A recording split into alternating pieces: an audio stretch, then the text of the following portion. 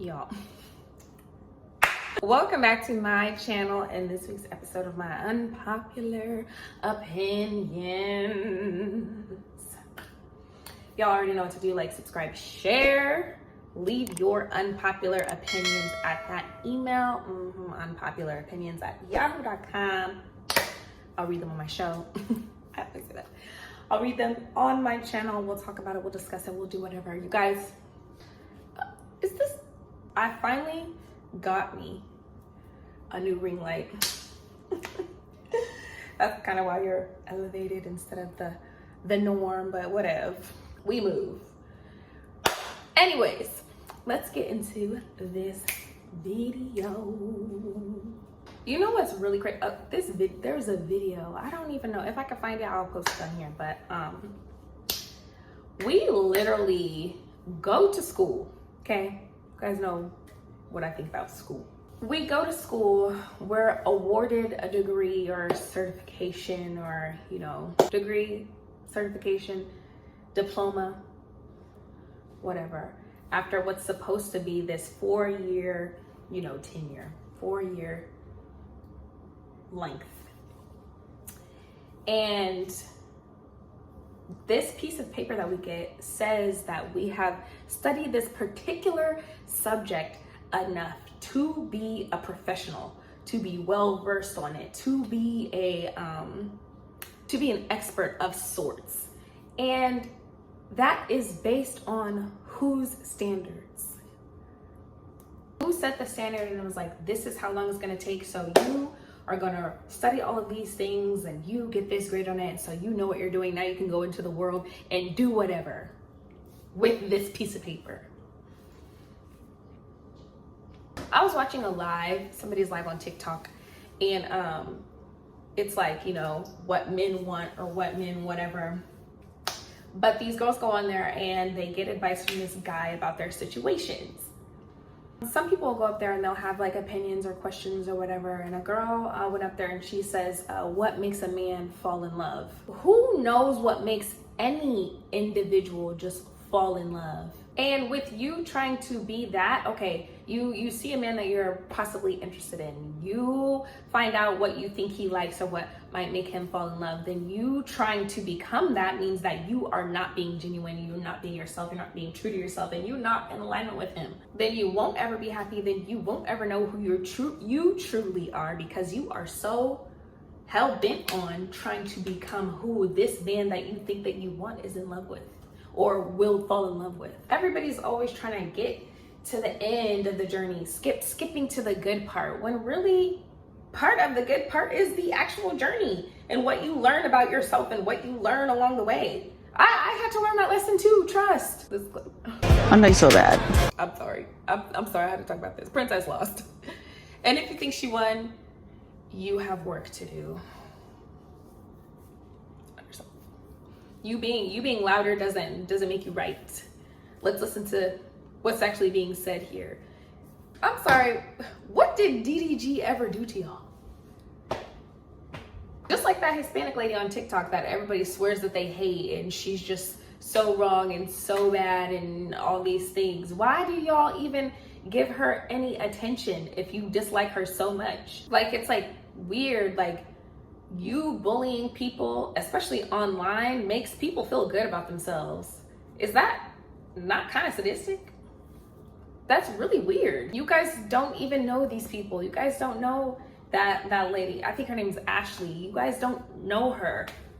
Why do you hate her? And then you go and make videos about her and making fun of her and all. What the hell? These women will never know peace. Never know peace. And neither will he.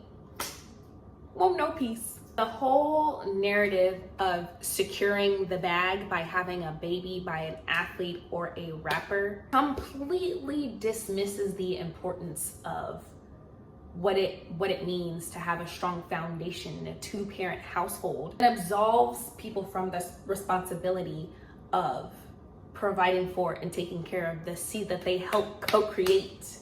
This is just like a modernized version of the women who were talking about being on welfare and not needing a dad or not needing a man in the house. The same narrative of some income being just handed to you or provided to you because you had a baby, but in place of the dad literally being in the household. I don't need a man, or I don't need their dad in the household because I can go and get food stamps, or I can go and get Social Security, or whatever. I can go and get whatever government assistance is available. Same as, okay, well, just to let you know, I'm pregnant, and even though we probably were never in a real relationship, this is something that I wanted to get to secure the bag so I can have money, pretty much free money, coming in just because I had a baby. But you don't have to be around, that doesn't matter. Just as long as you're paying me my 50 to 120K a month. Either way, you're having a baby and getting a free check, and the baby is growing up in a broken home. Okay, I don't really like whatever, the ageism, the age thing, whatever. People in their early 20s, I know 30 sounds so old and so crazy and just anything but 30, right? I'm gonna talk about this though. The oldest kid born in the 90s, so kids in 1990, born in 1990, when the year 2000 came, they were 10 years old. That's the oldest 90s baby. Okay, so everyone born in between these years, 2000 to 2003, 2005, whatever, because I see that range too, you guys were born, but were in fact toddlers or babies. You guys kind of got like the back end of what you're thinking old school is. You got maybe like a little taste of it, but you got the back end of it. A lot of you can't even say that you remember the transition from not having internet and playing outside all the time to being on AOL. Even though we can be real and admit, we shared somewhat of a childhood together, because believe it or not, we were all kids at the same time at some point, even if it was for like a little pinch of time. A lot of y'all are really just stuck in the past and afraid of the future. So you bringing that up brings you some sort of security and makes you feel good about yourself for that moment. You want to be able to like create that separation. It makes you feel safe. I'm still young. I'm 26. I'm still young. You are, but even when you get to 30, you're still going to be young. Okay, I just have a quick question. When I ask about this too, I'm really legitimately asking. I'm not trying to be condescending or anything like that. Really, like, okay, so let's think the transatlantic slave trade, okay? Like, so that's the way, according to y'all's history, that's the way that a lot of Black people came from Africa to countries like Haiti and Jamaica and all that stuff in America, right? So then we look at places like Australia that have Aboriginals and, Black people who are originally from that land. So you're saying they were only from that side. There were none originally in the Western Hemisphere, like none at all, like none. Like Pangea broke up and all the Blacks stayed in what is now Africa, and that's it. That was all. But then you can find history from like China and Japan and all these places, and it's like Black people, but not in the Western Hemisphere, not in the Americas, maybe South America, but not North America, right? Okay, my man said something to me the other day that really made sense. Like a lot of sense. He said that what they talk about in rap music is actually true, originally true to white people. That's why we have this other narrative about rap music and what it means to be a rapper, that, they're taken from jail and paid to do this and gay for pay and blah, blah, blah, and all these things to push a narrative, to push a certain message into our community, because they have people that look like us speaking about these things when it's really stuff that they do. White people are the savages that they tried to say that everybody else was. They are, the murderers and the killers, and come from and believe in and practice violence. The creative aspect of, you know, rap music and artistry and, you know, the beat producing and the flows and everything like that, that's us. The stuff that gets talked about is stuff that was put onto us. Do with that what you will. Okay, I always see these videos come up on Twitter. The ability of the Labor Bureau I to never really like engage too much because I can like literally feel myself being emotionally pulled and involved in something that whatever. I never see videos or clips of the people who are on the flag side, the ones who change out with other people, you know. I never see them having a strong, accurate, non-emotional argument or point of view. It's always like attack mode. It's always very emotional. It's always very like, they're always insulting. They're always trying to, you know, get the likes of the crowd around them. They're always, they're never speaking front, and then they'll be wrong.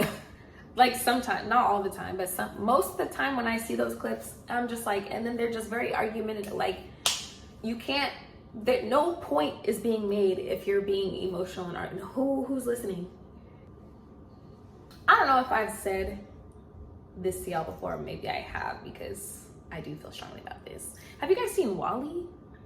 I hope you guys know that's literally what they're trying to turn this world into. Everything delivered. They're paying attention to your eating habits, what you buy on Amazon. That's why they have that recommended, or you might also like option. Chat GPT, Chat GTP, Chat BT, Chat whatever. You're talking to a robot instead of talking to actual people. We can order food, wine, groceries, a damn car. They don't want you to get outside. They don't want you to talk to people. Okay, I really feel like Valentine's Day is for people who aren't necessarily in a relationship yet. They're kind of like, you know, in that courting stage, getting to know each other stage. We're just dating right now, but Valentine's Day might be like more of like, okay, I want to be exclusive, or I want you to be my girlfriend, or I want you to be my boyfriend, or I want to marry you, or whatever, you know, whatever, like something more. It's like I don't know, like outside of the real history behind it, because people get on here all the time and talk about Valentine's Day and the importance of Valentine's Day and girls not talking to guys anymore because of Valentine's Day, and how he wasn't able to read your mind and think about what you want for Valentine's Day. And it's just like, I've had like really great Valentine's Days. Even this past Valentine's Day, me and my man were just really just kicking it. I honestly like, because even if we were to get up and go out to eat and go, it would be like a regular thing. Like I can definitely say I put a lot more emphasis on it when I was younger, but as I get older, I'm just not, I don't really care about Valentine's Day. Like, okay, then you're gonna get me a present on this day because somebody said it's Valentine's Day. Like, aren't we in love every day? I don't know, like it just feels like a regular day. It feels like a regular date. It's really, Valentine's Day is really all for the internet. It's all for the likes. It's all for ego. It's all to show this is what I got. It's not about, oh my gosh, I'm so appreciative of you as my partner, because I mean, your partner doesn't ever just do that randomly. Your partner doesn't feel like inclined to tell you like, oh, I love you. Like me and my, like, we'll wake up, it'll be like 5 o'clock in the morning and he'll be telling me his feelings. I love that. He doesn't need Valentine's Day to do that. Not saying like everybody's relationship needs to be like mine, please, oh my God. But really, let's think about it. Like how can you show your partner they're important to you without needing to designate a day out of the year? You know, don't you go all out for birthdays? Don't you do for each other on Christmas? Like, I don't know. I feel like it's something you kind of just grow out of. But yeah, y'all. What do y'all think? Let's talk about it. Leave your opinions. Leave what you think about what I said in this video in the comments below. Also, leave your unpopular opinions at that email, MhmUnpopularOpinions@yahoo.com. I will see you guys next week.